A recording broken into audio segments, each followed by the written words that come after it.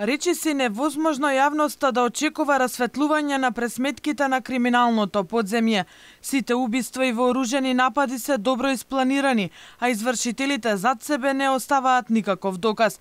Поранешниот началник во МВР Љубомир Ѓурчевски за Алфа вели дека вооружената пресметка помеѓу криминалните кланови ќе трае се додека наркобосовите не одлучат поинаку, што е малку веројатно. Овие кривични дела кои што ги извршуваат платени, нарачани убиства, се нарачани убиства кои што ги извршуваат одредени обучени членови во организираните криминални групи се многу тешки за докажување, затоа што многу тешко може да се воспостави врската помеѓу сторителот на кривичното дело и материјалните докази кои што се обезбедени. Ѓурчевски вели дека сите граѓани имаат право да се сомневаат за вмешаност и спрегата помеѓу полицијата и криминалното подземје.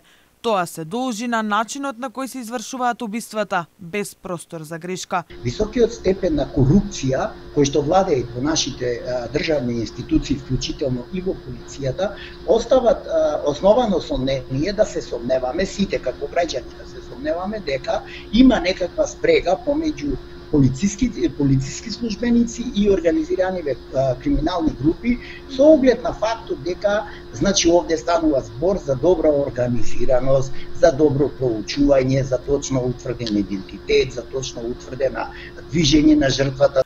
Последната пресметка во криминалното подземје се случи на Халкидики, а грчките медиуми уште во истиот момент ја поврзаа со двојната ликвидација во старата Скопска чаршија во март годинава. Орхан Бајрами, познат по прекарот Оки, беше убиен откако во него завршија 20 куршуми, а во Шиша бар со над 50 куршуми ликвидирани беа Јетон Кривањева алијас Жила и Енес Исеини. Со оваа пресметка се поврзуваше и убиството во Приштина пред точно 1 месец, но досега ниту еден случај не доби разврска. Расветлување чека и пукотницата во Александар Палас. Токму Жила се поврзуваше и со тоа пукање во 2019-та, каде освен него мета беше и Камери Дризи, кој ја преживеа оваа престрелка, но не и следната. Беше убиен по 2 години, но не се знае ниту кој го уби Камери Дризи.